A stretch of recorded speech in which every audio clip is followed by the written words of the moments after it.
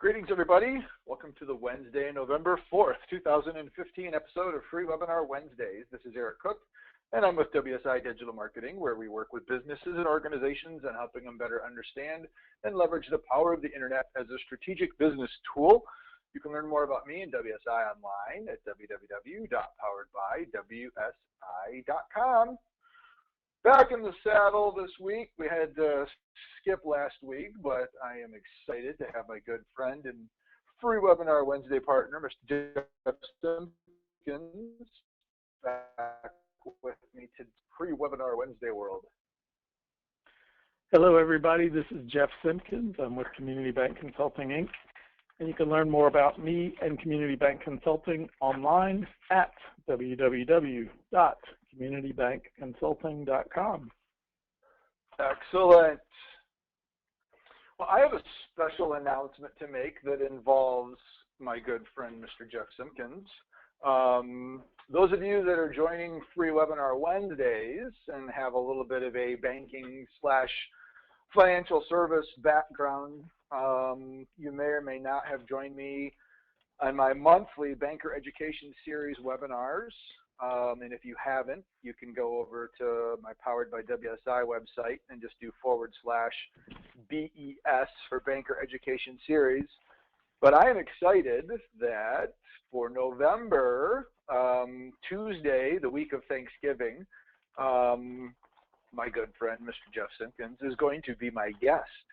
And we're going to talk about branch transformation and all sorts of other cool stuff related to how technology is maybe changing the way consumers are interacting with their financial institution. I had Jeff as a guest speaker at an event that I facilitated for a bunch of bank marketing directors, and did such a bang-on job with that. I said I gotta bring him back and have him kind of share this information with the rest of the world. So I didn't prep you before the show, Jeff, to say that I was going to mention this, but do you got anything that you want to add about the show that you're going to be? Yeah, we're going to look at some really cool information related to branch transformation for community banks. And the term branch transformation, I'm going to say, really describes modernization, use of technology, looking at some newer approaches to the human factor, the staffing in branches. And one of the technologies that we're going to look at that I'm particularly excited about is a device called an interactive teller machine, or in some markets they refer to it as a personal teller machine, a PTM, which is very much like an ATM with a human factor. It allows you to get personal assistance from a live teller by video, and you can perform essentially all of the functions that a live teller can do for you.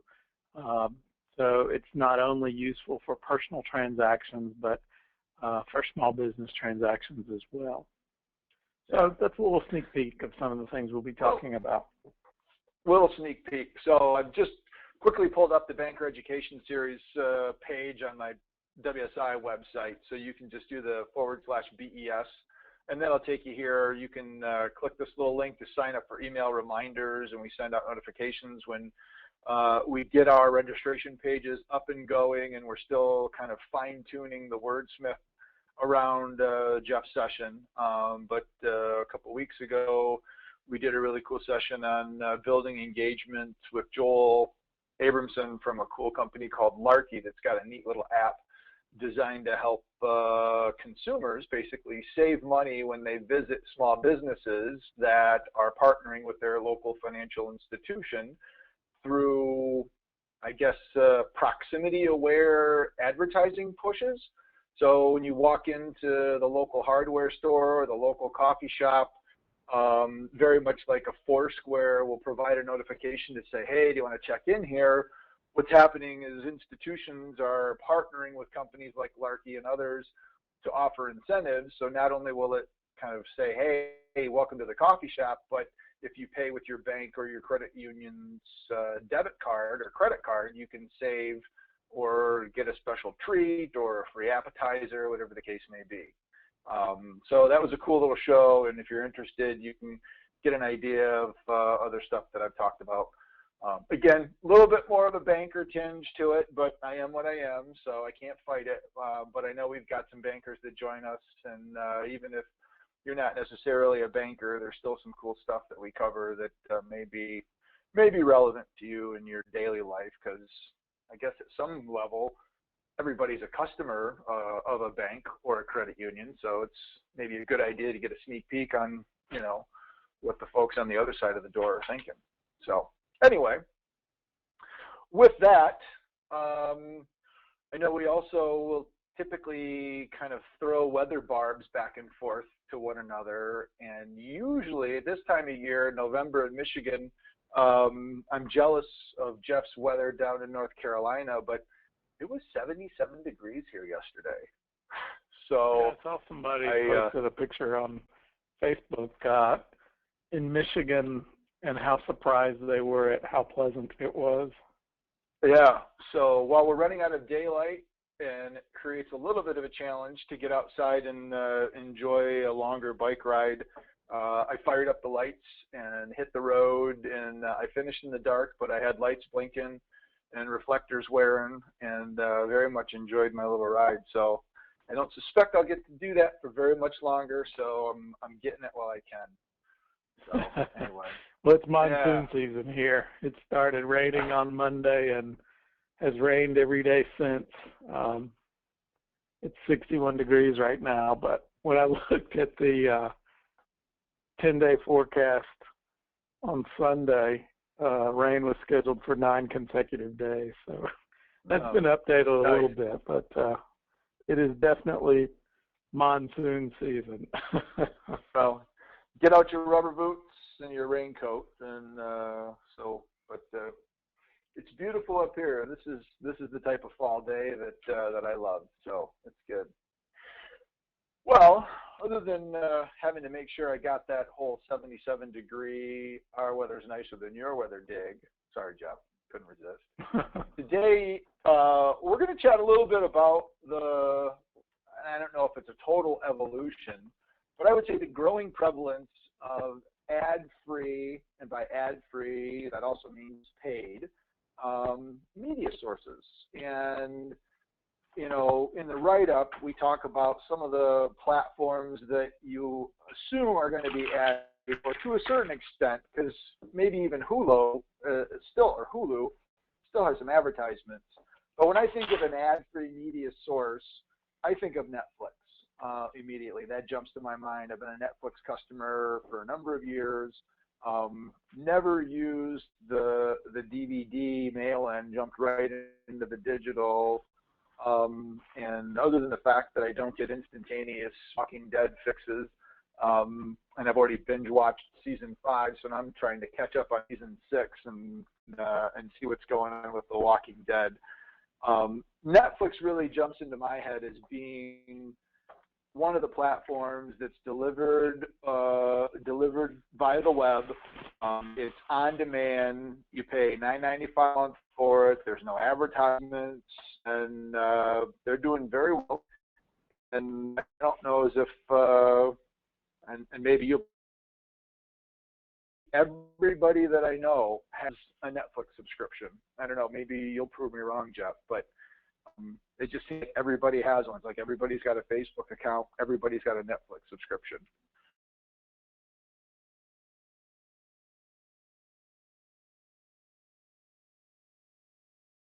Would that be true with you? I'd say so.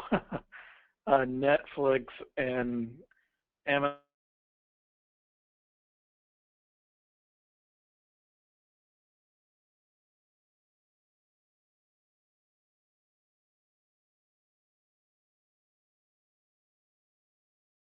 The other platforms that I didn't mention here, you know, and their Prime service, they've got movies on demand as well as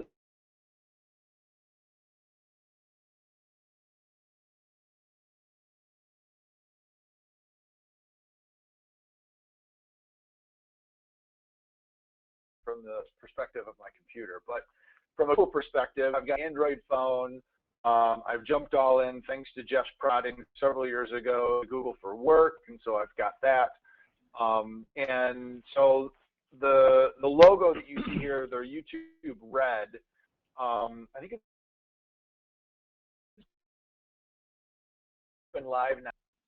To give you a little bit of a precursor to that, and what YouTube Red is YouTube is now providing an option for you to use YouTube without any advertisements. Now, that doesn't mean that somebody within an actual video can't make a plug for a product that they're actually promoting or selling. Because I know a lot of podcasters that will synchronize their videos with YouTube were originally concerned that that was going to get stripped out. But what's being stripped from the videos on YouTube now are the overlay videos or the 4-second intros or the text that comes over the top. That's being completely removed. And the reason that I got Google Play Music up is when this service came around a couple of years ago, I jumped on it for I think $7.95. I think it's like $9.95 now a month. And it provides me with access to pretty much any music that I am interested in listening to. I've uploaded all of my music. I imported it from iTunes at least 1 or 2 computers ago, so I don't even have my music locally on my computer anymore. Everything has been uploaded through the iTunes Google Play Sync.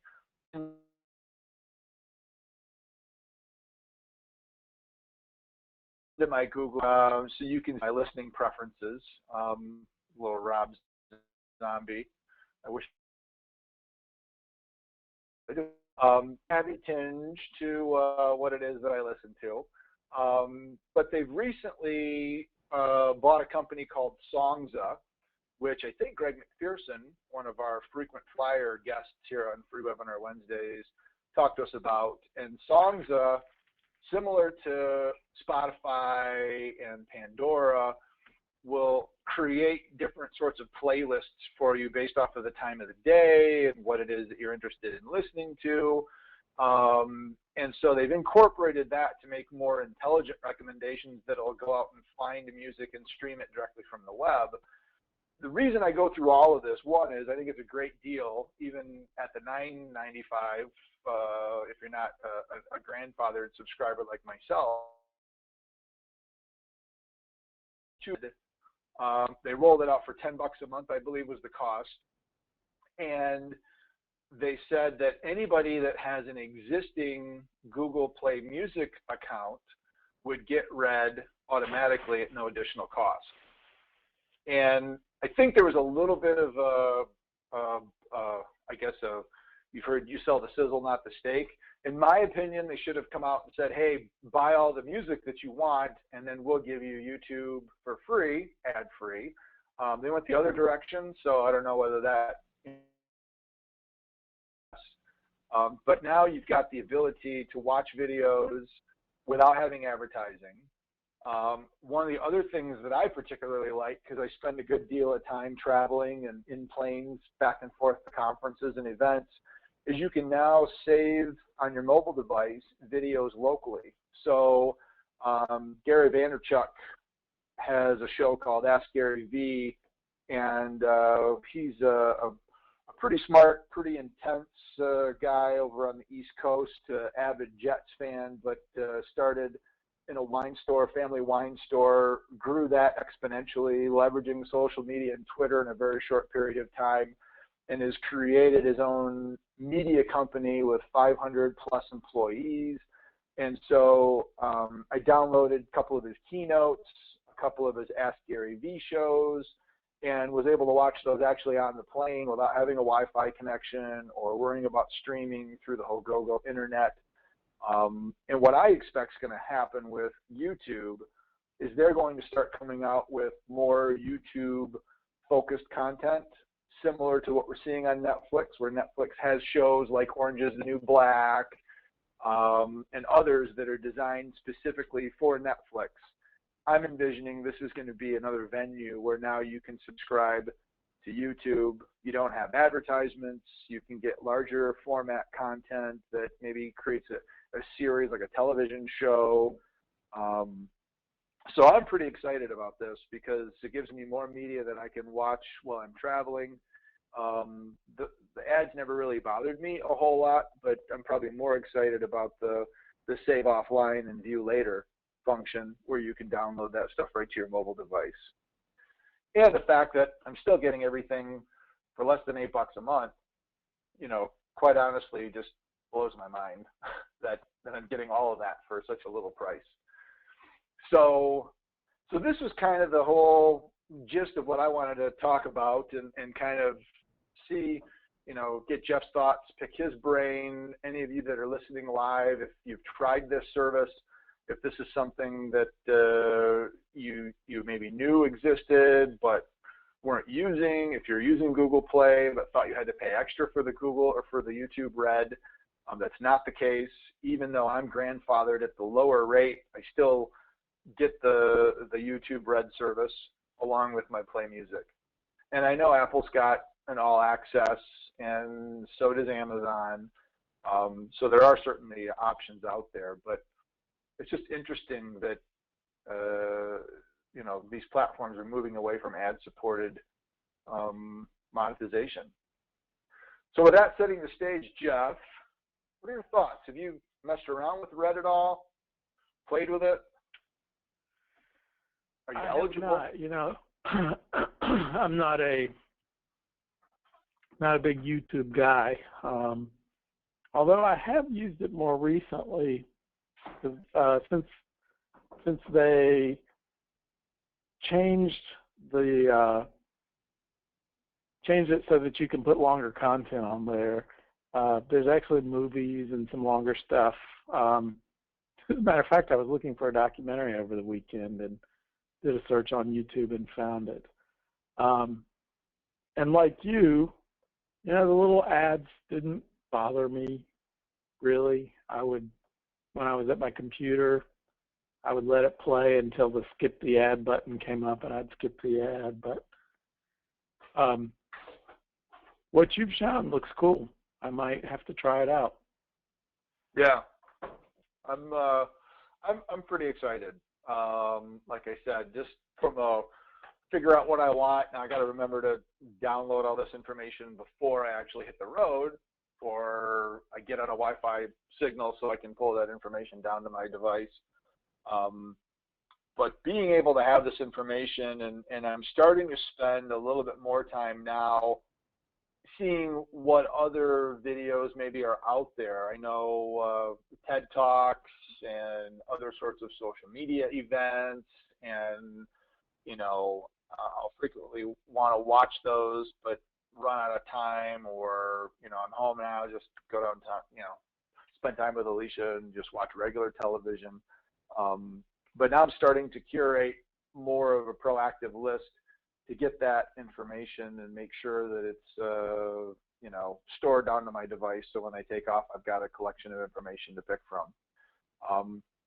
The other thing that I had heard from a podcast that I'm listening to is the Google Now Play All Access is starting to open up its ecosystem to podcasts.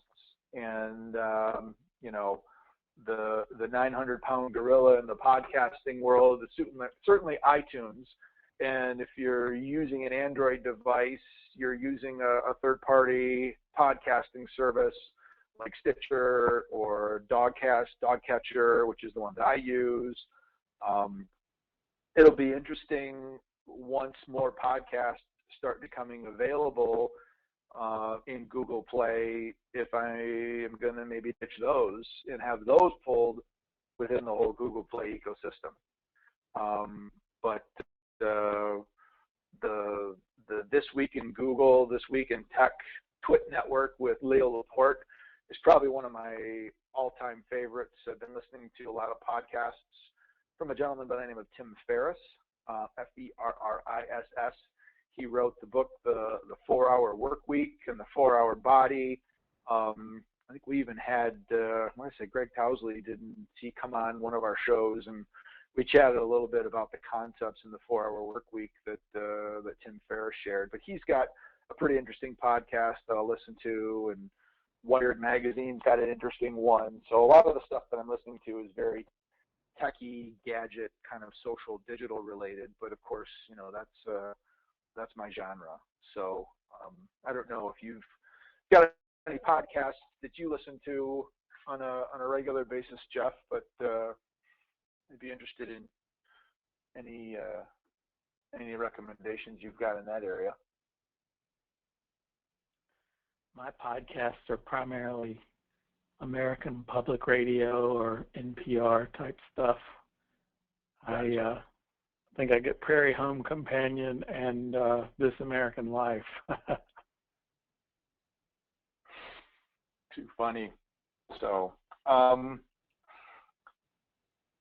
the next part, I guess, kind of continuing the whole media conversation, and this is a little bit of a dovetail, but in the write-up, I also mentioned a couple of other platforms that we're starting to see more of, and I'll be honest, I don't get a lot of audience awareness when I present and I talk about some of these, because they just haven't hit probably the banking financial services space yet. But when I talk about them, there are oftentimes people that will come up afterwards and go, I'd never heard of them before, or I heard about them, but I'm not really sure what they did. But now that you've talked about that, I'm kind of interested in how that could actually work. And so I want to spend a little bit of time talking about Periscope and Meerkat, and then a new platform that's even newer than those called Blab.im. And I'll put you on the spot again, Jeff. I seem to be doing that quite a bit today. Are you familiar with these apps or these programs, these services? Have you used them at all, gotten in and played around with them at all? What's been your experience, or are you still kind of on the fence as well? No to all of the above. I'm not aware of them, and I haven't used them. Okay. Which, you know, quite honestly seems pretty typical. So let's just kind of walk through and introduce, I guess, what they are. The first two, Periscope and Meerkat, I pulled up their websites here for us to take a peek. And it looks like we've got a message in the chat window about audio. Jeff, can you go ahead and take care of that one? Somebody says that they might have lost audio, but I'm assuming everybody can hear us, and I don't know if we're back, but I can hear Jeff, and Jeff can hear me, and I'm seeing my name show up in the talking section. So it looks like audio is okay. Maybe it's just something on her end. But while you double check on that, so Periscope and Meerkat. Periscope is, you know, a little bit sexier website than the Meerkat folks do. But both of these are apps that you can use on your mobile device, and both of them are designed to allow you to basically, with the click of a button, instantaneously stream live video from your device, promoted through Twitter and social media. Now, Periscope is actually owned by Twitter. Meerkat is a standalone platform. But if you want to use either, I think you sign up with your Twitter account, and it gives you the ability to essentially host your own television show, and you can use the camera facing option on your mobile device to determine. You can see the example here, it's somebody that's up in a hot air balloon, and they're probably talking about, hey, check out my hot air balloon. You can see the little hearts coming up. That is a indication that the viewers that are watching like what it is that you're talking about. It's kind of like the Facebook version of a thumbs up. You can see that the colors of the hearts have some correspondence with the colors of the people that are actually in the app typing questions and feedback. So while you're pushing out video, and if you're watching it, you can actually get feedback from people, and it gives a little bit of interactivity. We've seen some that have partnered up. So, let's say Jeff and I are together, and I'm in my office, and Jeff can hold the phone and interview me, so I'm not the one holding the phone and talking, but Jeff can go ahead and interview me, and then he can read off what questions there might be, and we can interact that way. Or it can be run completely self-supported. And you can follow people on Periscope. By default, it's going to pull in anybody that's got a Periscope. Oftentimes, they'll be referred to as scopes. But they'll pull in information for people that are already using the service. So if we're connected on Twitter, for example, and you download the Periscope app and you sign up, you might very well say, hey, Eric Cook is also on Periscope. Would you like to follow him? I don't use it a tremendous amount. I tend to be more of a lurker, just to kind of hop out, kind of get my feet wet a little bit. But essentially, Periscope and Meerkat work the same way. One of the ideas, and I'll give you a real estate example because we're actually talking with a realtor right now on doing just this, but to bring it back to the banking space, or if you've got a construction company, the power of video and the fact that we now have access to pretty high-speed broadband connectivity wherever we are gives us an opportunity to share our personality and to go much, much deeper than just taking a picture or sending an email. And so in the real estate example, the realtor that we're talking to works up in northern Michigan, specializes in lake property, and sells a lot of lake property to folks that live downstate. And not everybody is obviously going to be able to drive up north every weekend to take a look at properties, but might very well be interested in buying a home on the water. So what we're proposing for the real estate agent is building out a Periscope channel using the video, because once you're done, you can actually save the video to your phone, and then you can upload that into YouTube and provide an ongoing record of the different things that you're talking about. But through email and other social media processes, the realtor would be able to kind of say, hey, tomorrow afternoon at 3 o'clock, I'm going to be showing, 123 Lakefront Drive. If you're interested in doing a walkthrough or an open house, join me here on Periscope. And make it easy for people to follow, give people an opportunity to maybe sign up for an email reminder or a text notification, so you can kind of make sure people know that you're going live. And then when she gets to the house, she fires up her phone and walk in and say, so I'm here at 123 Lakefront Drive. We're going to door, let's take a look at the kitchen, and really give an interactive tour. And if you're fire this up and you're at work and you live downstate, so obviously you're not going to be there in person, you can watch, you can interact, you can say, hey, can you go outside and do a little video of the dock, or can you take a look at the oven? Is that a Viking stove or a Genair? And so basically be part of that conversation and be part of the experience without necessarily having to be there.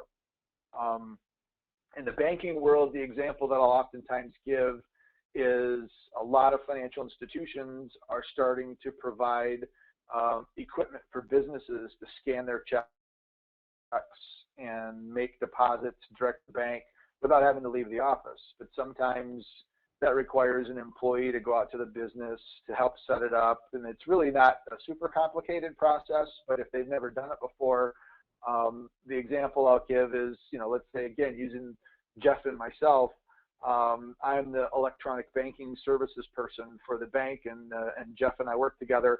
Jeff can hold the video camera, and I can introduce myself and say, hey, this is Eric, and I work in the electronic services division for XYZ Bank. Today we're going to show you how easy and slick our new remote deposit capture service is, so businesses can deposit checks directly into their account without having to leave the office. It saves you time, it's more efficient, the safer way of doing it, much more quick access to funds.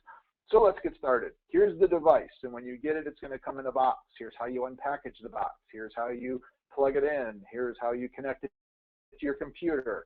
And so you just walk through that process, And it may be a 10 or 15-minute scope that you'll end up doing, and you can have people asking you questions. You know, hey, I've got an Apple computer. I don't have a PC. Is there special software for an Apple computer? Absolutely there is. You can go to our website, abcbank.com/downloads, and pull down the Mac version of the install software if you have an Apple computer. So you can take questions. But then when that's done, you save that video into a resource center, so the next time somebody is interested, you can go in and direct them to that video. They might very well be interested in watching that on a Sunday afternoon when they come into the office and decide that's going to be the time they're going to try to get it set up. And it might be able to walk them through everything that they need to know. So as a business, as a bank, you don't necessarily have to do that over and over and over again. As a customer, it's much more convenient, a rich and helpful resource section on your website.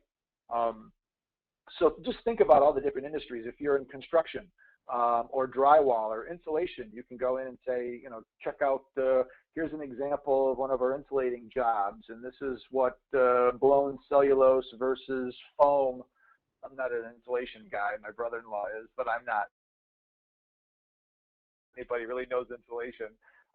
But you can explain the differences, and people that are maybe building a new house or putting an addition on that are wondering what the difference is.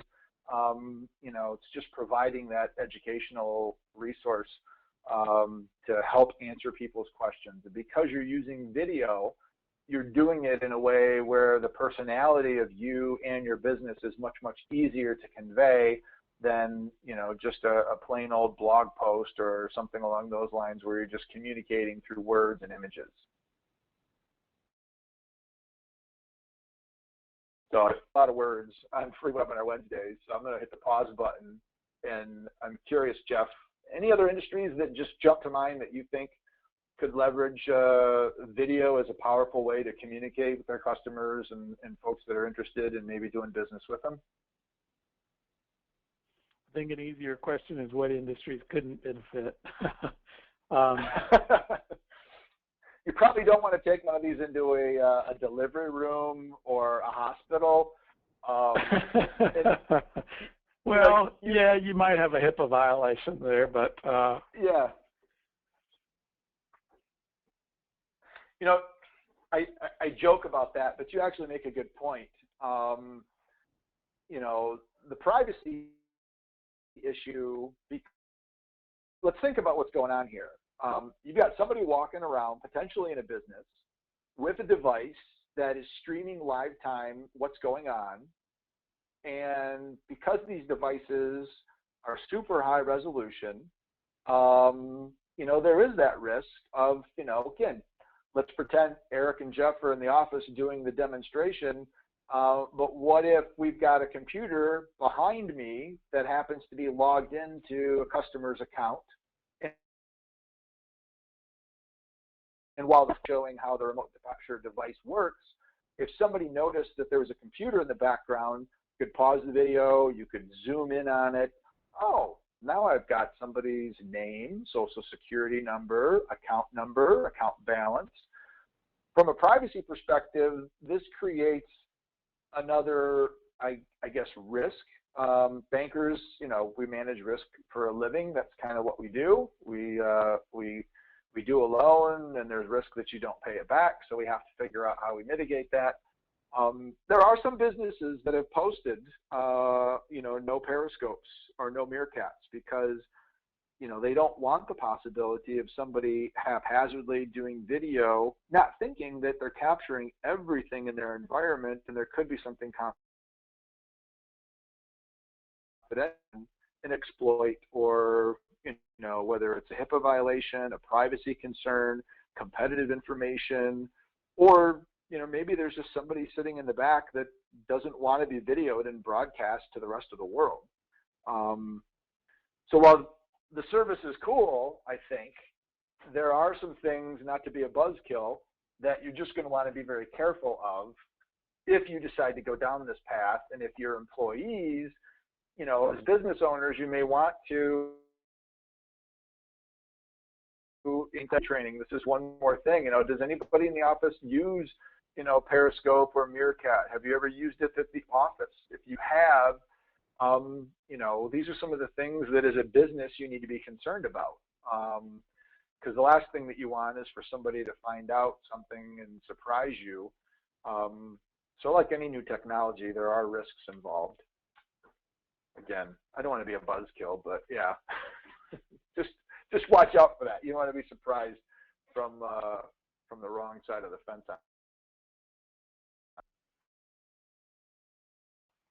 Other thoughts on that, Jeff? I'm getting a chuckle out of you being a buzzkill. I know that doesn't happen very often. I usually like to push the envelope, but I do have banker blood in me, and I do tend to think both sides, and the risk side of things is certainly important. But if we understand where it could potentially bite us in the backside and mitigate those risks with whether it's those lines. If we were to go into Meerkat, some of these you can see right here. I don't know exactly what we're going to see. Looks like somebody had their phone pointed down to the ground, but yeah, so that stream ended. But you can go to these platforms and you can actually check things out, kind of see what's going on. The other system service, website, whatever you want to call it, that I wanted to mention is Blab.im. This is, I think currently they have an app for iOS. They don't have one yet for Android, which I'm used to. Androids are always kind of the last ones invited to the app party. But this is a service that it's a little bit more desktop focused. While with the app, you certainly can be out and about. What happens with a Blab is it gives you the ability to essentially host a show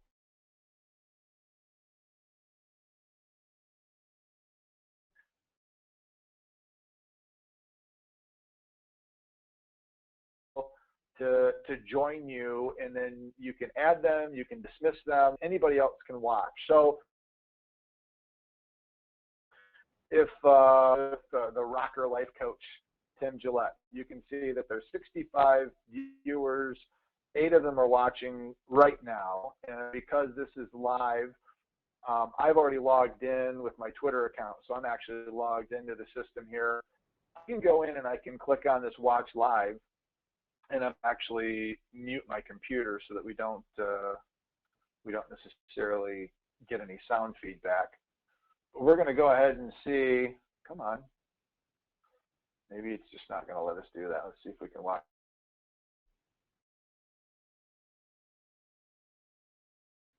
Well, I guess while for one of these to continuing on the conversation, or I get the idea with a real estate agent.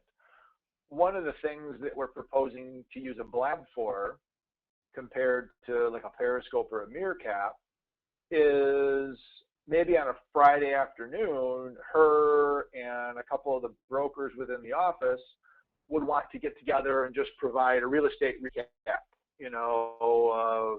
a property minute or something along those lines. Come up with a creative, it's going to give them the ability to then host a show directly from their computer using their webcam and just provide an update as to, what happened in the real estate market.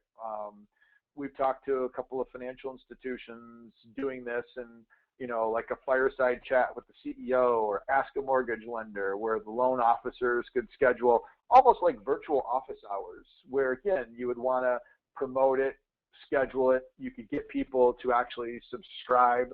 Let me see if I can do a refresh. Maybe this is actually on me.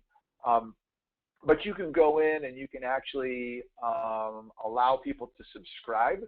So if you wanted to say next Thursday we're going to do a Blab and we're going to talk about such and such, people can subscribe to that. They'll get notification in their Blab account, and then they can show back up and they can participate and watch. And if you want, you can invite people in. They can actually talk. But it also gives you the ability to share information and to have it, people can type information back in and they can text you as well. So instead of sending you hearts or feedback that way, they actually give you props. You see some hands, you know, like holding your hands up in the air kind of thing. But it doesn't look like we're really gonna participate with us the way that it should. So I don't know. That is always the case, you know, when you're doing a live demonstration. There we go. So here's an example, and you can see, you know, you've got the host. This person is the host with the H. This person's a host with the H. You've got a couple of guests. Here's a conversation thread of the people that are part of the discussion right now. And so it's very much like a group FaceTime or a group-based Skype chat that are in there right now that are actually watching. And so it can be a great way to get a one-on-one connection. You see somebody just gave this gentleman some props. So that's where the hands go up. And if I were to click on that, you could see, you know, hey, I gave him some props. Now you can see he's tricked up to 158. So it just gives you an idea of how that actually works. So think about, you know, what could you answer questions if you're, you know, any industry. You probably have people that have questions about different things that you could answer through your own quote unquote talk show. And it doesn't have to be fancy or high production. It's just an easy way for you to get together with folks, have a conversation, answer questions.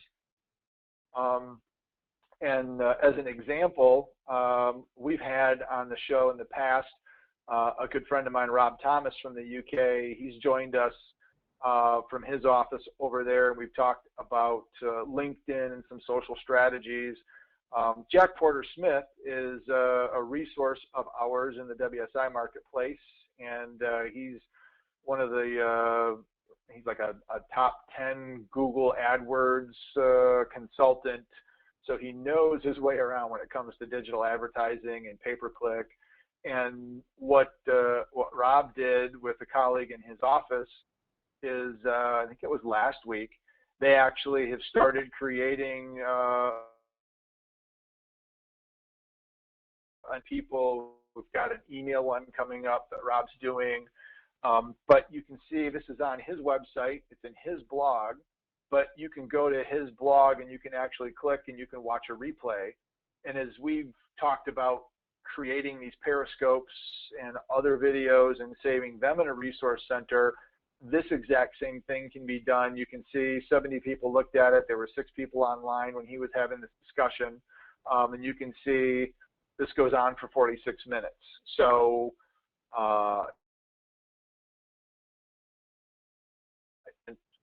create transparent availability to your customers and prospects, give people an opportunity to learn about you and get to know you better than just words on a page or even word of mouth type stuff goes. And then once the information is collected, you can save it, you can share it out through social media, just a tremendous amount of opportunities here that the video presents to be able to publish and answer questions and get stuff out to the rest of the world. So those are the main things that I wanted to talk. Working with Rob on doing a co-branded Blab where we can maybe do a free webinar Wednesdays, and you can either join via webinar or we'll fire up Blab and we'll do those simultaneously to give you an opportunity to check out and see how that actually works. So when we get that coordinated and scheduled, keep an eye on free webinar Wednesdays, and we'll make the announcement there as well. So, Mr. Simpkins, now that I've dumped all this video stuff on you, what are your thoughts? You can start blabbing now? Pretty exciting. Are these all free tools? Yes, that's the other cool part. They're all free tools. Now, Blab says it's in beta. At some point, they're going to charge. They're leaving the door open for that, or what the deal is. But for right now, yes, these are all free to use. here's one that might be kind of cool: how to travel the world on a budget and discover amazing places. I'm gonna have to listen to that as soon as I'm done. So you can go ahead and, if nothing else, as you're looking to consume information, and a lot of us spend a majority of our time in Facebook, integrating video even more than what it has in the past, offering for some celebrities the opportunity to launch their own live time video channels, much like a Periscope or a Meerkat. Video is definitely something that has got the attention of social networks, but also of businesses, because they realize the power that video has to convey a brand and to promote a message. And so, just experience these, watch some, get some ideas, and then let the creative juices kind of take you where you want to go and say, how can we use this for our business? Whether you're a bank, whether you're a real estate agent, whether you're at a university or a school, you might be surprised. I think one of the early Periscopes that I watched was somebody sitting in the audience at an Adobe event, where I obviously, was not out in San Francisco, but somebody in the audience was scoping it, and I was able to sit in on the presentation as it was going on. And I just thought that was so the Mayweather Paulo, probably butchering his name. There were some people that were scoping that illegally and giving their buddies and friends on social media an opportunity to watch the fight without paying HBO. So again, it's not without its risks and people that will figure out a way to abuse it. But I think it's definitely worth taking a look at, regardless of what industry you're in, because this is really giving us the person-to-person connection from a true social networking perspective.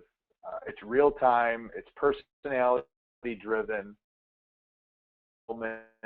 and designed to be helpful. If you just get on one of these and you just try selling your product and service, you're not going to get a lot of engagement, and people probably won't want to show up just to be sold to.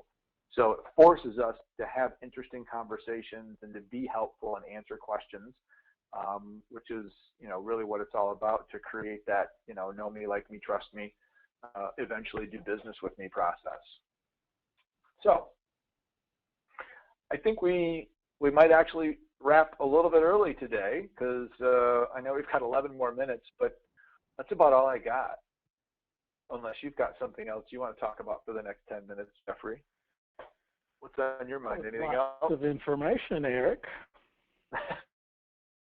Well, take the last 10 minutes of the hour and you can go out, make sure that you have a Twitter account. If you don't, I would suggest that you at least create a Twitter account so that you can start paying attention. Even if you're not going to publish anything or post anything, Twitter is a great listening tool to understand what people are talking about. Follow your customers, pay attention to what they're saying, because if you're not paying attention, your competition might be. But once you get your account on Twitter, then you can sign up for some of these services and just get in and lurk around and pay attention, maybe participate. Who knows? You might show up to a blab and somebody will invite you to be a co-host. And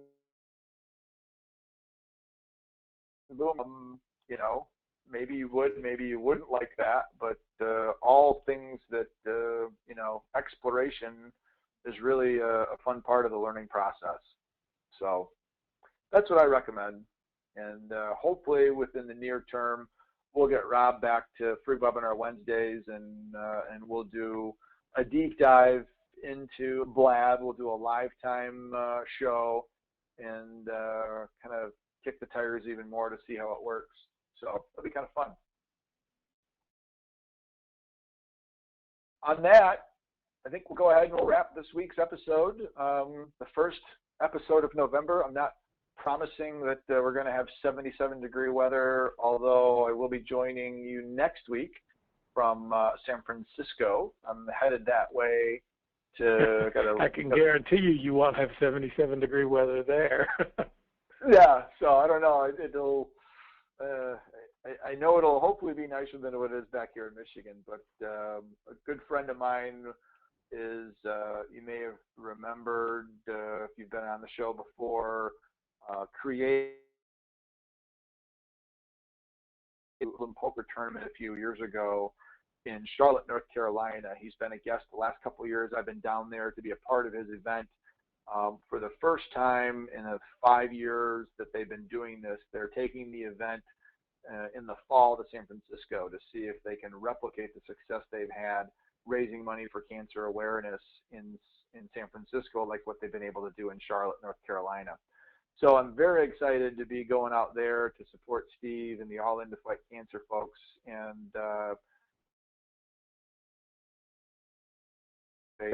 so I don't expect to last long, but certainly be out there in spirit and support. And you know, if I get kicked out early, that just means I get to eat more of the good food and participate in the raffles. So it'll be all set. So we'll be back next week, and looking forward to seeing everybody then. But in the meantime, keep tabs on us at freewebinarwednesdays.com, and have a good week, everybody. Take care.